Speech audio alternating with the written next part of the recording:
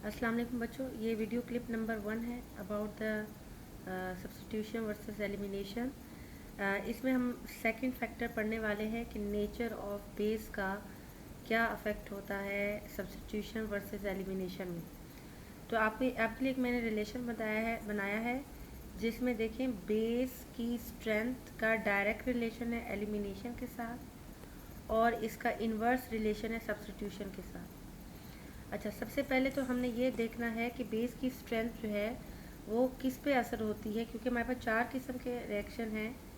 SN1, E1 जिनका mechanism एक जैसा है, फिर SN2 एंड E2।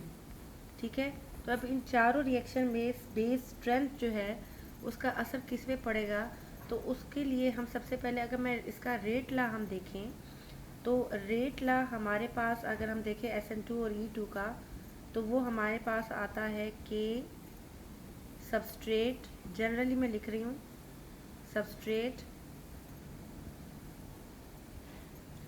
और बेस या न्यूक्लियोफाइल। ठीक है, बेस या न्यूक्लियोफाइल, इसका मतलब है ये रेट ला जो है वो SN2 E2 के लिए है और SN1 E1 में सिर्फ सबस्ट्रेट आता है। SN1 E1 का जो फैक्टर है जो सबसे ज़्यादा जो असरअंदाज होता है वो सबस्ट्रेट का स्ट्रक्चर है। तो इसका मतलब है कि अगर हम इस रेट ला को देखें तो हमारे बेस का जो स्ट्रेंथ है वो SN2 और E2 पे असरअंदाज होगा। ठीक है, लिहाजा हम SN1 और E1 को इसमें डिस्कस नहीं करेंगे। अब देखिए SN, चूँकि हमारे पास यहाँ से अंदाज़ा हो गया कि SN2 और E2 में यहाँ हम कंपटीशन करेंगे कि बेस की स्ट्रेंथ का SN2 वर्सेस E2 पे क्या असर होगा। देखिए इस रिलेशन से हमें पता चल रहा है कि अगर मेरे पास बेस स्ट्रॉन्ग बेस है, ठीक है, अगर मेरे पास बेस स्ट्रॉन्ग है तो वो आपको ज़्यादातर एलिमिनेशन रिएक्शन देगा और उस सब्स्टिट्यूशन भी देगा, लेकिन सब्स्टिट्यूशन की जो परसेंटेज है वो कम होगी। ठीक है, और एलिमिनेशन की परसेंटेज ज़्यादा होगी। ठीक है, इसी तरह अगर हम बेस को वीक कर दें, हम बेस को वीक कर दें, ठीक है, तो आपका जो एलिमिनेशन रिएक्शन है वो कम हो जाएंगे क्योंकि डायरेक्ट है, और आपके जो सब्स्टिट्यूशन रिएक्शन है वो ज़्यादा हो जाएंगे। ठीक है, सब्स्टिट्यूशन ज़्यादा हो जाएंगे, एलिमिनेशन रिएक्शन कम हो जाएंगे। अब ये तो फैक्ट था। ठीक है, अब ये फैक्ट था, इसका रीज़न क्या है।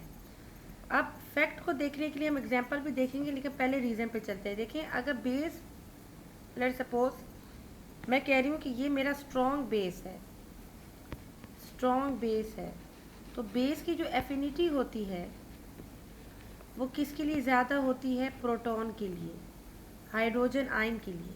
अगर आप बेस स्ट्रॉन्ग यूज़ कर रहे हैं तो उसकी एफिनिटी हाइड्रोजन आयन के लिए ज़्यादा होती है, लिहाजा इसी वजह से वो बीटा हाइड्रोजन पे अटैक करना ज़्यादा पसंद करेगा और आपके ज़्यादातर जो प्रोडक्ट हैं वो एलिमिनेशन वाले होंगे।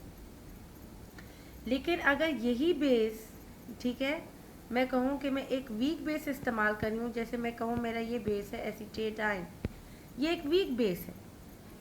ठीक है, ये एक वीक बेस है, और जब ये वीक बेस होगा तो इसकी एफिनिटी टूवर्ड्स प्रोटॉन जो है वो कम होगी, लिहाजा ये फिर प्रोटॉन पे भी अटैक करेगा, बीटा प्रोटॉन पे, लेकिन कम करेगा, ज़्यादा ये कार्बन प्लस पे अटैक करेगा।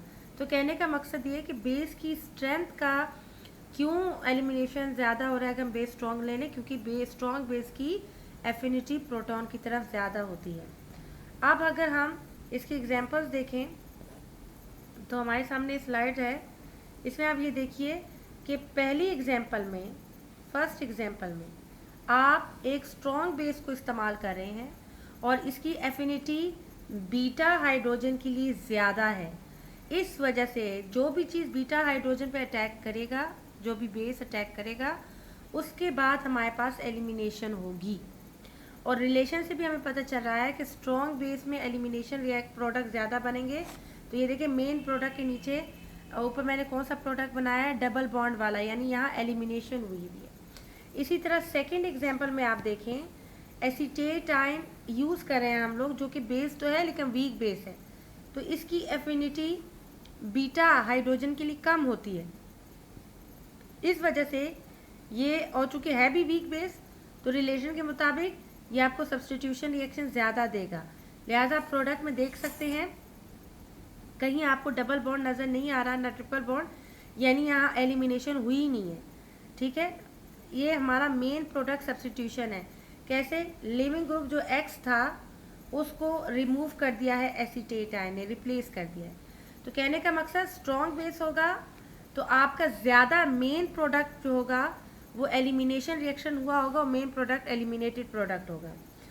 और अगर आपके पास बेस वीक होगा तो ज़्यादातर आपका जो रिएक्शन है वो होगा सब्स्टिट्यूशन। एलिमिनेशन भी बनेंगे नीचे प्रोडक्ट, एलिमिनेटेड प्रोडक्ट भी नीचे बनेंगे लेकिन कम बनेंगे। शुक्रिया।